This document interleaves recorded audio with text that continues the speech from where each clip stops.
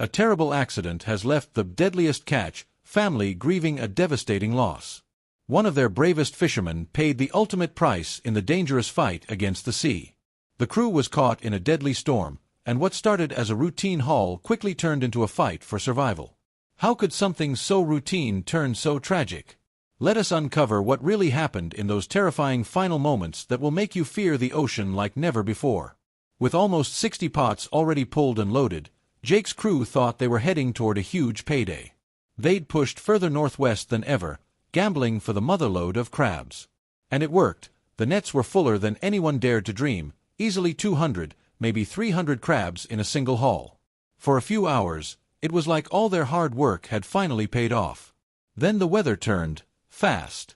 The wind picked up, the rain turned sideways, and what was once a promising day quickly became a life-and-death struggle. They knew they had to hurry up, finish their work, and return home to their families. But it wasn't just the wind. Something else was about to go terribly wrong. Before we go any further, it's clear this accident was far more devastating than anyone could have prepared for, and what came next will leave you completely stunned. Captain Jake's excitement turned to worry as a strange beep echoed from the sonar. It wasn't a sound they were used to, and it got everyone's attention. Jake knew the sea's signals well enough to understand that when something feels wrong, you don't ignore it. He ordered his crew to prepare for the worst.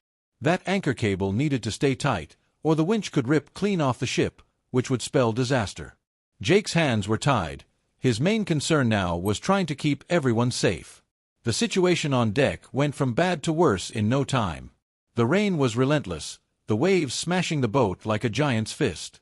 Jake gave orders like a man trying to outshout the storm itself.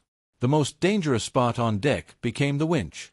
If the cable snapped, anyone standing near it would be in serious trouble, and Jake's warnings got more desperate. One of the deckhands almost went overboard when the cable got caught, jerking suddenly.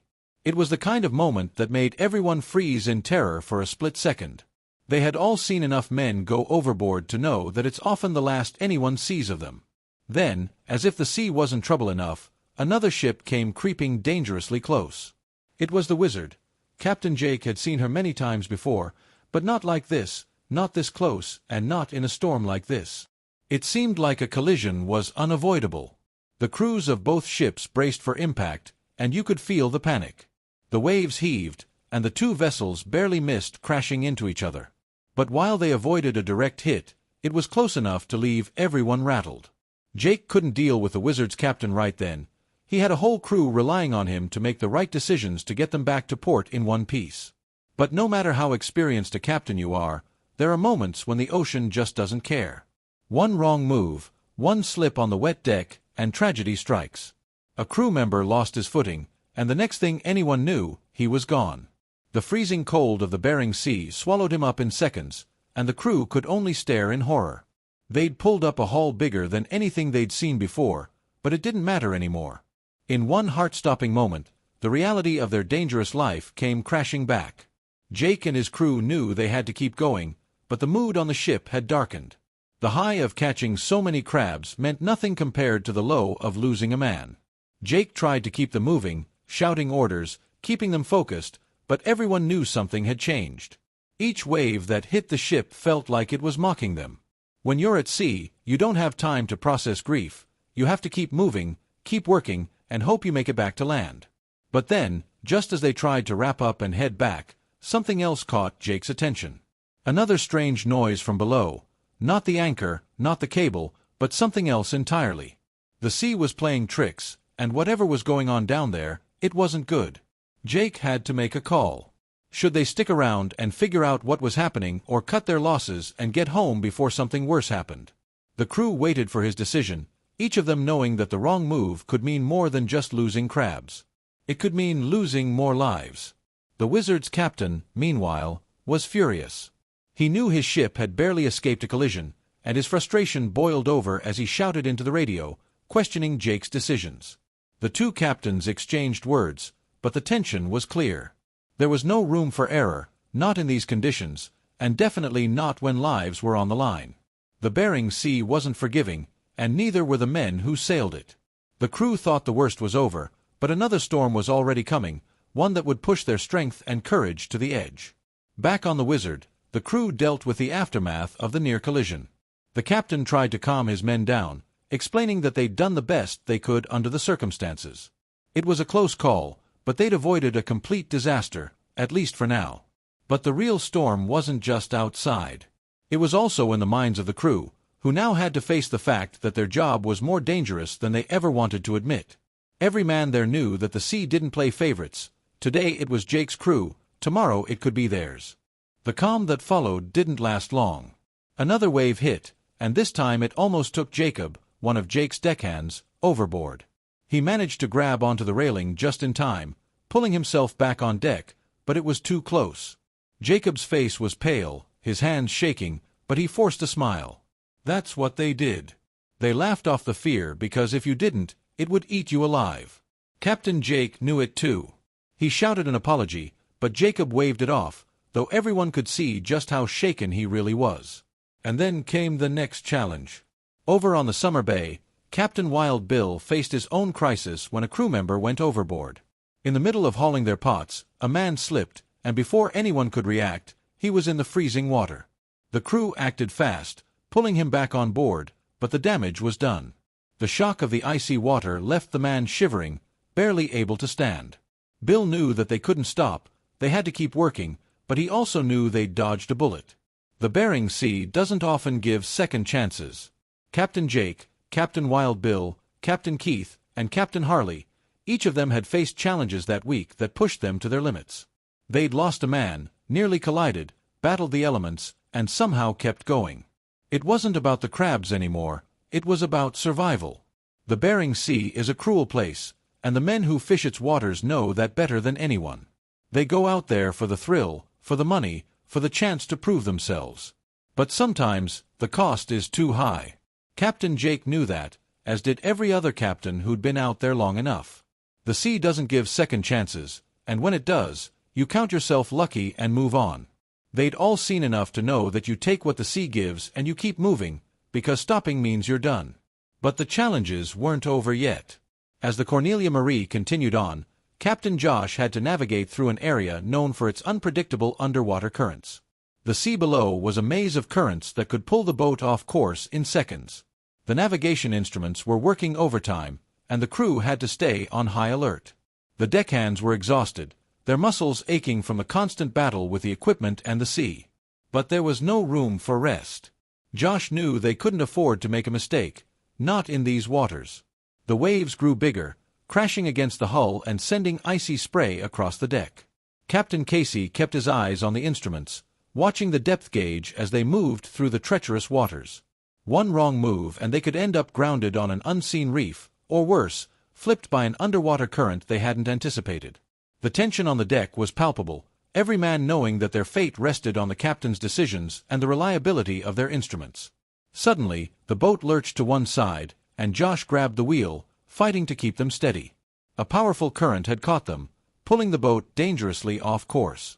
The crew scrambled to adjust, their hearts pounding as the deck tilted under their feet. Casey shouted orders, his voice barely audible over the roar of the wind and waves. They had to counter the current, fight against the pull, or risk being dragged into even more dangerous waters. The crew moved like a well-oiled machine, each man knowing his role and executing it with precision. They adjusted the lines, balanced the pots, and worked to steady the ship. It was moments like these that defined a crew, how they reacted when everything seemed to be going wrong. And somehow, they managed it. The boat slowly righted itself, the instruments stabilizing, and Josh let out a breath he hadn't realized he was holding. They had made it through, but the relief was short-lived. The sea didn't give them time to celebrate. Back on the Wizard, Captain Keith was facing his own nightmare. The storm had picked up again, and visibility was almost zero. The rain lashed against the windows of the wheelhouse, and the waves rose higher with each passing minute. Keith knew they had to keep moving, but the conditions were worsening. He had received another distress call, this time from a smaller boat caught in the storm. The Coast Guard was already stretched thin, and Keith knew that if they didn't intervene, those men might not make it. He made a quick decision. They would go after the distressed boat, despite the risks. He called down to his crew, informing them of the situation. The men on deck were already soaked to the bone, their bodies bruised and battered from the relentless waves. But when Keith's voice crackled over the radio, there was no hesitation. They nodded to each other, bracing for what was to come. They had been through storms before, and they knew what it took to survive. Now, it was about saving others. The wizard turned straight into danger, showing that staying brave and alive can mean risking everything when lives are at stake. Fighting waves to save a sinking ship. The wizard turned into the storm, the bow slicing through the waves as Keith pushed the throttle forward. The deckhands moved quickly, securing anything that could come loose, preparing the deck for the worst. The wind howled, the kind of sound that made it feel like the whole world was screaming. Keith kept his eyes on the radar, looking for any sign of the other boat. They had to be close, but in these conditions, close could mean a lot of things. Then, through the mist and rain, they saw it, a small fishing boat, barely holding on. It was being tossed around like a toy, the waves crashing over it, and Keith knew they didn't have much time. He maneuvered the wizard as close as he could, shouting into the radio for the other crew to get ready. It was a dangerous move, bringing two boats together in a storm like this. One wrong move and they could collide, causing more harm than good. The deckhands on the wizard threw lines over, trying to secure the smaller boat. It was a chaotic scene, the ropes whipping through the air, the men struggling to keep their footing on the slippery deck. But they managed it. Slowly, they pulled the smaller boat closer, the crew climbing aboard the wizard, each of them exhausted but alive. Keith watched as the last man made it across, a sense of relief washing over him. They had done it. They had saved them.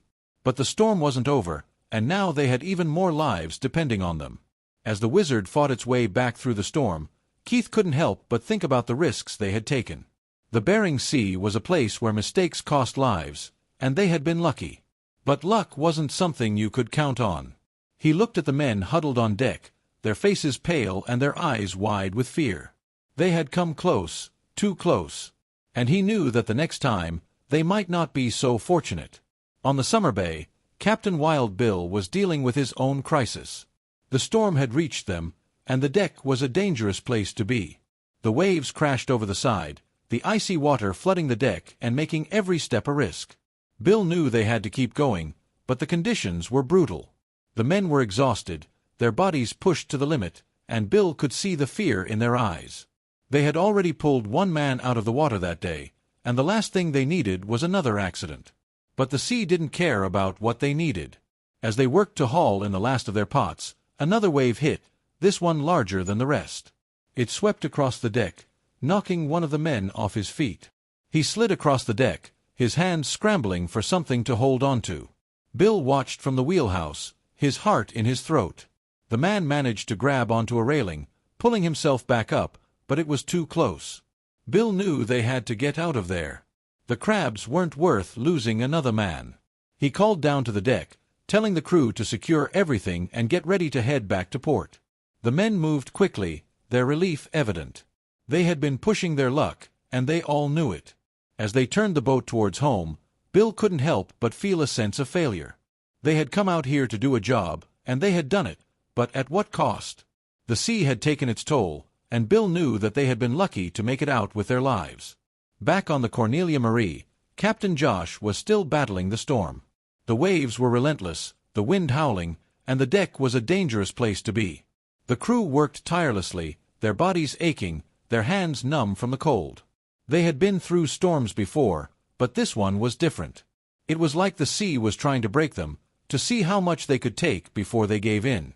As they worked to haul in the last of their pots, Josh couldn't help but think about the men he had lost over the years.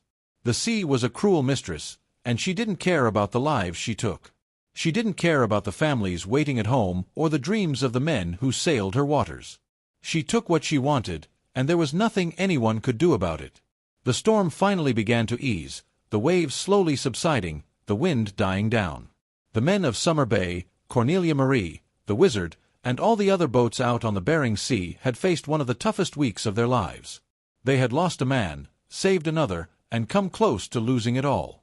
They had battled the elements, fought against the sea, and somehow they had made it through.